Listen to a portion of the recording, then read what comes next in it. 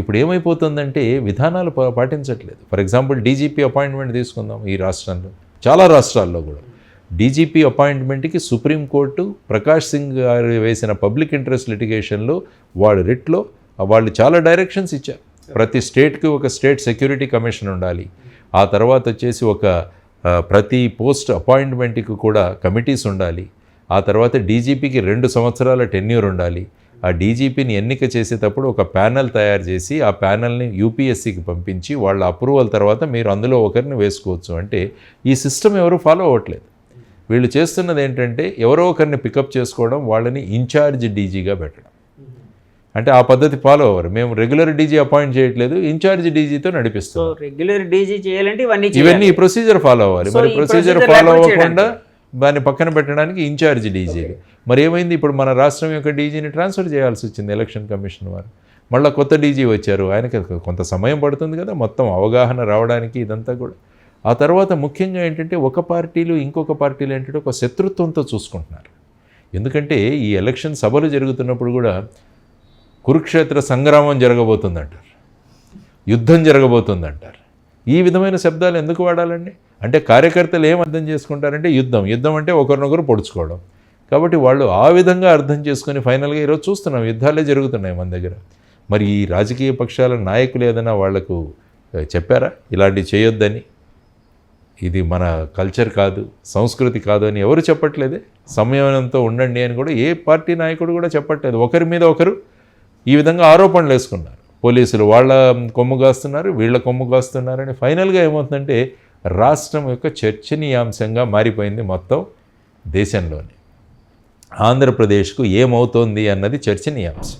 ఈ విధంగా election commission ఈరోజు తీసుకున్న నిర్ణయాలు అవి కేవలం మన చెవుల్లో మాత్రమే ఉండదు, మొత్తం న్యూస్ పేపర్లో వచ్చింది, మొత్తం రాష్ట్రం అంతా వ్యాపించింది. రేపు ఈ రాష్ట్రానికి పెట్టుబడులు పెట్టాలన్నా కూడా చాలామంది రారు. ఇలాంటి సంస్కృతి ఉన్న రాష్ట్రంలో, ఇలాంటి పరిస్థితులు ఉన్న రాష్ట్రంలో, ఇలాంటి రాజకీయ సంక్షోభం ఉన్న రాష్ట్రంలో నా పెట్టుబడులు సేఫ్గా ఉండవనుకొని ఎక్కడికో వెళ్ళిపోతారు వాళ్ళు. మరి ఏమవుతుంది ఇక్కడ? ఇలా కొట్టుకుంటూనే ఉంటామా? ఈ విధమైన పరిస్థితులు చూడండి. ప్రశాంతమైన తిరుపతిలోని దేవదేవుడు ప్రశాంతమైన వాతావరణాన్ని ప్రశాంత్ కిషోర్ అన్న వ్యక్తి వచ్చి మొత్తాన్ని పాడు చేశాడు. ఆయన తెచ్చిన ఈ పాలసీలు, ఆయన చెప్పిన ఈ స్ట్రాటజీలు మొత్తం ఇంతకుముందు బీహార్ గురించి మాట్లాడుకునే వాళ్ళం. ఎటువంటి వాతావరణాలు, ప్రైవేట్ ఆర్మీలు ఉండేవాళ్ళకి, రణవీర్ సేన అని, ఆ సేన అని. మీరు క్రెడిట్ మొత్తం ప్రశాంత్ కిషోర్ గారికి ఇస్తున్నారు, కానీ మన సీఎం గారు అయితే ఆయనకి ఇవ్వలేదు. నిన్న ఐపీఎక్ వాళ్ళని కలిసినప్పుడు ఒక మాట అన్నారు, నేను లాస్ట్ టైం గెలవడానికి కారణం ప్రశాంత్ కిషోర్ కాదు, మీరందరూ టీమ్గా ఉండడం, ఆయన ఏదో చేసింది ఏం లేదు, మీలాంటి వాళ్ళందరూ.